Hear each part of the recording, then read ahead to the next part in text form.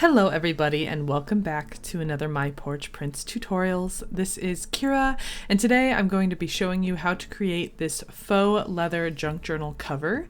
Now if you are new to the channel, hello, welcome. We are a channel that specializes in junk journal crafts and projects, so if you like what you see, make sure to like and subscribe and stick around because not only have I done a flip through of this journal, I'm actually going to be doing a full start to finish tutorial for it. So if you are interested in that, make sure to look down in the description box and you'll find all of those links once those videos go live.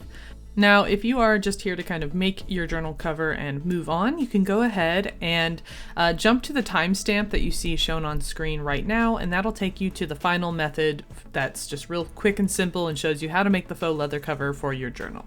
But if you are interested, I actually did go through kind of a long process of experimentation to create this journal cover, and I found several methods that did and did not kind of work through the experimentation. I found a channel called Chasing Paper where she showed a tutorial on how she used a paper bag and made a faux leather cover from it, but I wanted to see what would happen if I changed up some of her methods and used different materials and just kind of see what results I would get, since I know that not everybody has, you know, distress ink on hand or, you know, specific tools and things like that, so I wanted to do just a little bit of experimentation.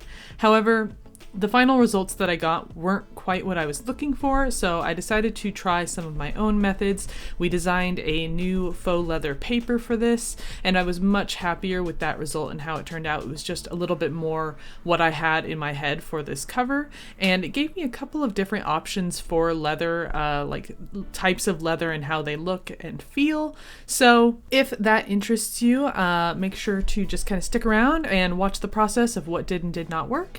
And without much further ado, let's go ahead and jump right in. Alright, so to run my tests, I went ahead and grabbed some scrap pieces of Kraft paper because it's really close to the paper bag that she used, basically the same material. And I'm just going to crush it up and crumple it and get as many wrinkles in it as I can. So once that's done, I went ahead and also grabbed just a plain piece of paper. I wanted to see how this material would work compared to the Kraft paper material, see if one was stronger or better than the other. And then we're going to be wetting these. She recommended using a spray bottle and just kind of dampening them, but I wanted to see what would happen if I just used a paintbrush and a glass of water in case, you know, somebody doesn't have a spray bottle. How would that compare? And then with the remaining pieces, again, I just went through and used the recommended method of the spray bottle. And you can see I chose a piece of paper here that I printed a leather-ish looking pattern on. This is all we had in the shop at the time, and I just wanted to do some experimentation.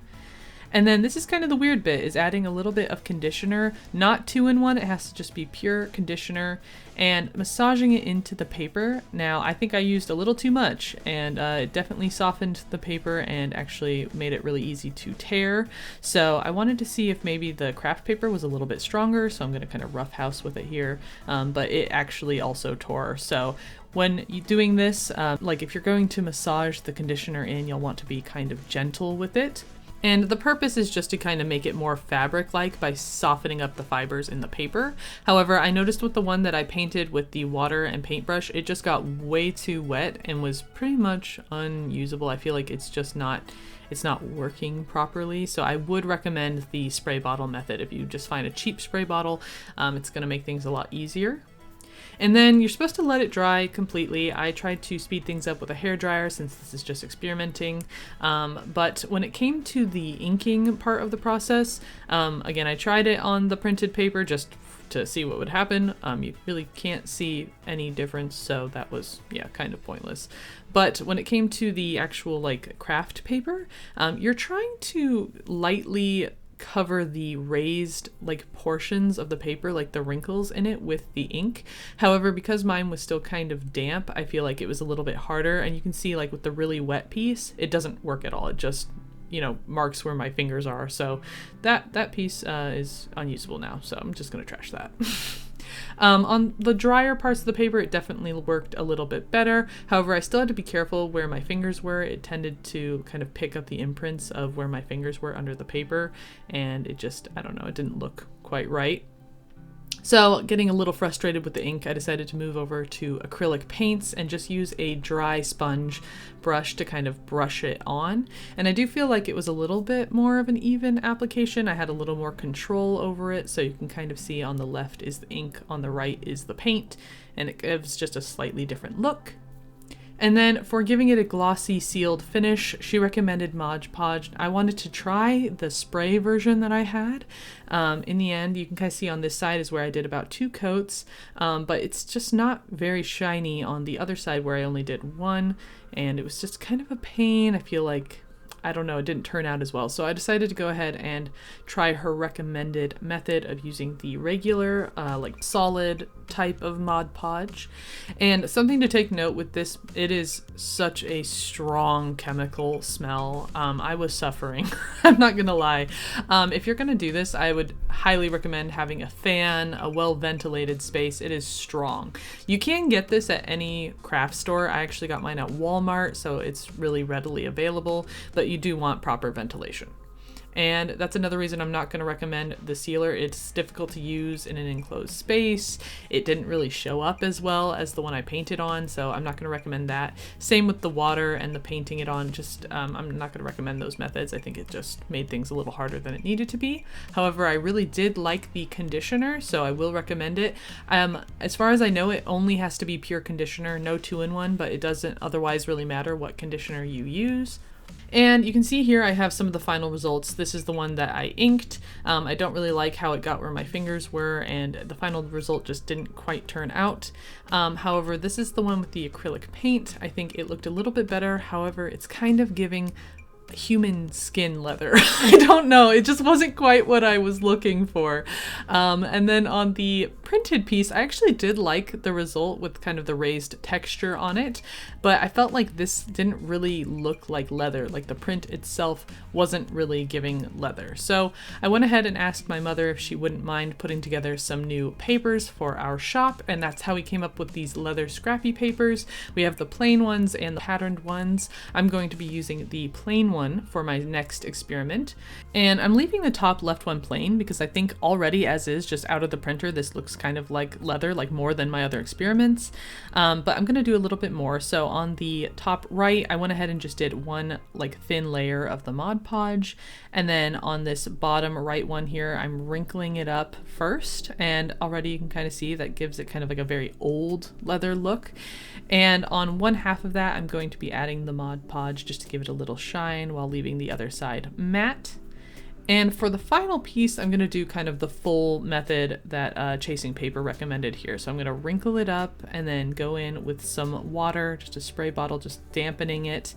And then I'm going to add just a very little a bit of my conditioner, because last time I feel like I used way too much. So I'm just going to use a little bit and kind of give it a thin layer, and anywhere that feels kind of dry, I'm going to go in and just add a little bit more, kind of building it up slowly instead of using a ton of it. And then I do think that the conditioner makes a big difference. Like from a texture standpoint, like how this felt the most like leather. It gave it more of a fabric feel. You can kind of see it moves a little more like fabric, feels more like fabric, and it looks more like leather in my opinion. And I like that kind of soft velvety touch, and it has sort of that soft matte finish to it. You can still see the wrinkles and the texture, but it's just a little bit softer, and I feel like a little bit more natural here. And with the print, I mean, I don't think I would be able to tell this wasn't leather at first glance. Like, it just feels the closest to leather that I've been able to get. So this is the method that I was kind of leaning towards. However, if you like that shiny leather, like smooth leather look, I think just the single layer of Mod Podge also looked really cool and gave it a leather appearance. If you did a whole cover this way, I think it could turn out pretty neat. But if you just want to try maybe wrinkling your paper, this is what that looks like, just wrinkling it. And then on the other side was a layer of Mod Podge if you like it shiny with like more of that wrinkled texture, if you don't use the conditioner. And then this is just the plain paper. If you printed it out and didn't want to go any further, I think you could still make a convincing, faux leather cover with just the printed paper. Now that my conditioned one is dry, I did want to add a little bit of Mod Podge and just see if I like the shine. And I liked that it took it just a little bit further away from looking like paper, so I decided that this is the method I'm going to be using. So let's go ahead and break down the materials you'll need for this cover. That is going to be some Mod Podge, just the regular no spray kind. You want the conditioner, not 2-in-1, just pure conditioner, and then a spray bottle with just tap water is fine. And then for the final piece, of course, you're going to need your leather printouts. I will have links down below to all of our leather paper listings in our shop. And I'm going to need 2 pieces to cover my entire cover, so I'm going to start with one of those 2 pieces and just crush it up and give it lots of wrinkles. Just be careful that you don't tear it during this process, so when you're opening it, just kind of take your time with that. Smooth it all out, re-crumple it to give it wrinkles in a new place, and then again, smooth it out carefully. Try not to tear it if you can. And once you're happy with the amount of wrinkles, you're going to go ahead and take your spray bottle and just dampen the paper. It shouldn't be soaking wet. Less is more here. You can always re-wet it a little bit if you need to in a little while. And this is just to kind of give it a bit of water to help with the conditioner that we're adding.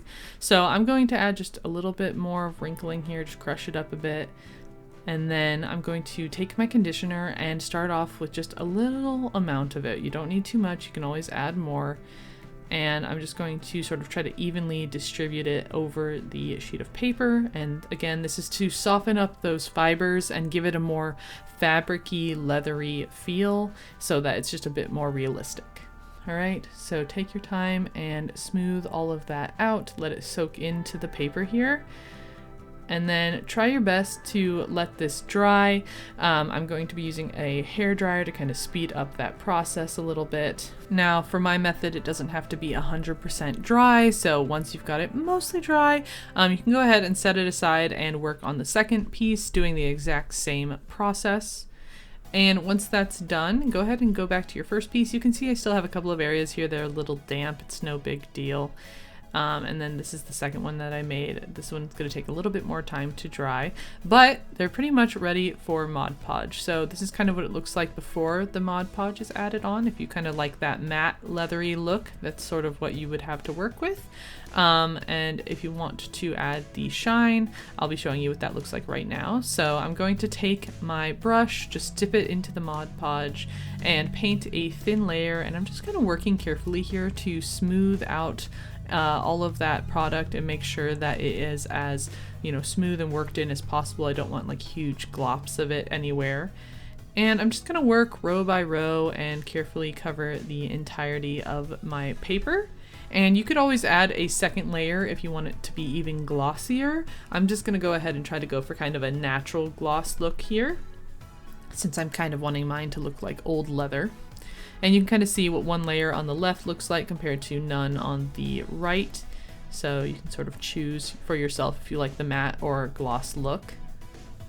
And since I'm already committed to the gloss and I do like it, I'm going to go ahead and do the same thing to my second sheet. And when I'm done, this is kind of what I'm left with. So this is what our faux leather sheets of paper look like. And now we can go ahead and start with our base that we're going to put them on. So I'm going to be working with an 8.5 by 2 inch spine. So I went ahead and just kind of used, I have a template for it, but you can measure it out if you want, on a piece of chipboard. And we do have the chipboard linked down in the description box if you are interested in getting some of that. But you could also use a cereal box or any kind of cardboard you have laying around. So I'm going to just go ahead and cut that 2 inch by 8.5 inch spine. And then the chipboard pieces that we order come with these 5.5 by 8.5 inch sort of covers here. So I'm going to use those for my front and back cover. Again, you can just measure that out if you want and create your own 5.5 by 8.5 inch front and back covers. And then for the paper, I'm going to line them up vertically here, and I'm going to add some glue to the back side of one, just along the edge, about an inch of overlay here. And I'm going to take my second cover and just glue it down to the first, again, about an inch or less than an inch, half an inch maybe. It's not a big deal. And then I'm going in with a bone folder and just smoothing down the crease of the spine, since the wrinkles kind of want to stick up a little bit. This is going to just be a little part of that process here. And then we're gonna flip the whole thing over and line up our covers and spine on top of it. I'm using a candle to kind of keep my covers from shifting around. You want to give the entire thing about a 1-inch border. It doesn't have to be perfect, close counts here. And I do want to have about 1/4 of an inch of space between the covers and the spine. I actually ended up going, I think, maybe a little too wide here. I would recommend doing these a little bit closer. That'll give the spine a little bit more stability. So that's just my recommendation.